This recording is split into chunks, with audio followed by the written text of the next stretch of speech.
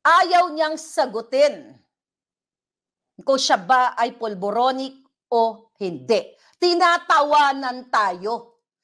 Matino ang usapin dito ay nakasalalay ang almost 120 million na Pilipinong kinabukasan ninyo na kayo ay naghihirap ngayon dahil isa sa kamag-anak ninyo ay nalululong sa masamang bisyo. Pero ang presidente ninyo, protektado ang mga manufacturer, ang mga illegal, mga smuggler.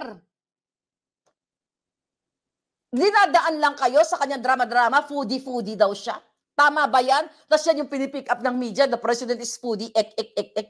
Sinasakyan ng Pangulo yung bangag. Yan ba ang makakapagbigay sa inyo ng trabaho at pagkain? Ayaw niyang pag-usapan itong issue, ayaw niyang sagutin, siya ba ay polboronic or not? At ayaw niyang mag-drug test. At ayaw nilang magpaliwanag. Kung matino yung ginayupak na to, ayaw ipaliwanag bakit 2 minutes lang ang kanyang drug test. And now, these people, yung isang informante natin, baka mahilot ito ng kaibigan ni Pangulong Duterte. Nandoon siya nung maisog. Very visible siya doon. I know this person. Baka pwede niyang himukin yung kakilala, yung close niya. Nasa PIDEA yung ebidensya nito. Tinatago lang nila. Imagine niyo, ayaw nila ipalabas. Ang pinag-uusapan natin dito, ang presidenteng ayaw magpatpulburon test. Ang presidenteng bangag na ayaw sagutin kung siya ba ay addictus benedictus. Tinatawanan lang kayo. Katulad nga, sabi ni Atty. Glenchong, katulad ng in-interview siya sa Australia ni Sarah Ferguson. Ano ba yung goal natin? Ano ba yung game dito? Ang game dito, ang ating ang game ni Marcos Jr. linlangin kayo. Okay? Bubudulin kayo. Pero, mga palangga, buhay na buhay pa. Buhay na buhay pa ang confidential informant. At yung second confidential informant ay naging asset ni Jojo Paner, certain Jojo Paner at ni Morales. This is the way kung paano natin sila susukulin. 'Di ba? Remember, yung una kong pinalabas na pre-op at saka authority to operate. Okay? Tinakpan ko, 'di ba? Strategy 'yon. Okay? Strategy 'yon, tinakpan ko yung pangalan ni Morales para hindi nila basagin muna yung imagine nyo kung bakit, tingnan mo ang tanga ni Lalaso, 'di ba? Nung tinakpan ko 'yon, hindi nila matira-tira si Morales. Pero they know na si Morales yung agent kasi nakita nila yun Tinakpan ko, hindi nila matira-tira yun, mga kababayan. Kasi nga, pag tinira nila si Morales, ika-character assassinate nila na nakatakapan pangalan, magbumukha silang tanga. Okay? Na ibig sabihin, alam nila, tinakpan ko na nga yung,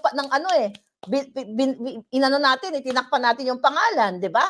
So bakit sila mag-i-defend o isisirain nila si Morales? Hindi nila masira-sira, kaya galit na galit sa akin, hindi sa itong mga ginayupak na ito. Okay?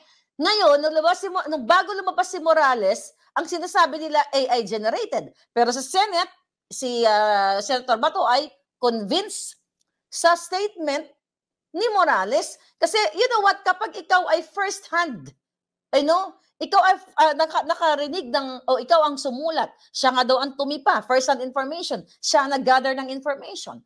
Nagtestimonya, itong si confidential informant, yung isa sa dalawa sila, nanunumpa sila doon, na ito, nakita nila. So, it turned to sworn statement.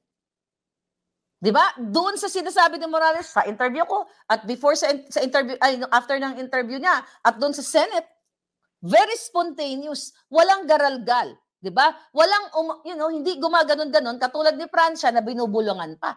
Yan ako, nanonood kayo ng mga live, mga hearing, o naka-attend na kayo sa mga hearing sa buhay ninyo, or dyan sa mga show dyan sa Netflix o saan man. Ang taong nagsasabi ng totoo, mabilis lang sumagot kung nasa iyo ang katotohanan kasi maaalala mo yung facts.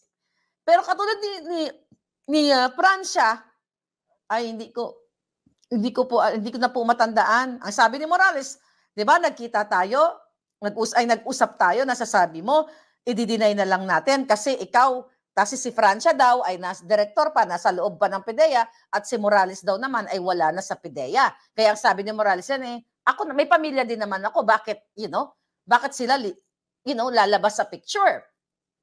Tapos nakita nyo kung paano magsinungaling si Francia. And I feel so sorry sa mga taong ito. I believe may mga pinagsamaan sila. Kasi gano'n naman sa mga trabaho, may mga pinagsamaan niya mga yan. Pero dumarating sa punto na kailangan mong mamili, bayan o sarili. Yan ang tanong ko sa iyo, Francia. Bayan o sarili? Pag pinili mo ang bayan, hindi ka gagaralgal. Pero pag binili mo ang sarili at gusto mong pagtakpan si Marcos Jr. na bangag, utal-utal ka talaga. At ikaw, kuryoso, yung asawa mo, mamili kayo, bayan o sarili.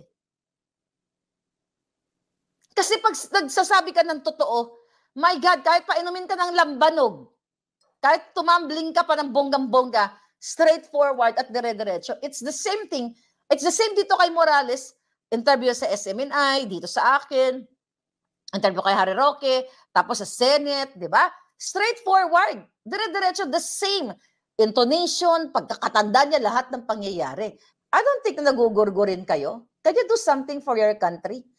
Pero yung ang confidential informant, medyo kadudad, baka hindi lumabas yun. Pero kung ipapatawag yun ni Senator Bato, malalaman natin kung uutal-utal siya. Pwede siya magsinungaling. Pero hindi siya pwede makapagsinungaling kapag, magsinungaling man siya sa harap ng Senado, ba't taong bayan ang magsasabi kung ito ba ay totoo o hindi? Kasi malalaman naman natin yung the way sila sumagot eh. Yung isa, baka mahimok nung kaibigan ni Pangulong Duterte. Baka mahimok yun eh. Tapos si Miss Maricel Soriano nga, sabi ko nga, dapat siya maging super inday din. 'Di ba? Diamond Star, 'di ba? Diamond Star, hindi pa titibag yan eh. I hope she will tell the truth and nothing but the truth.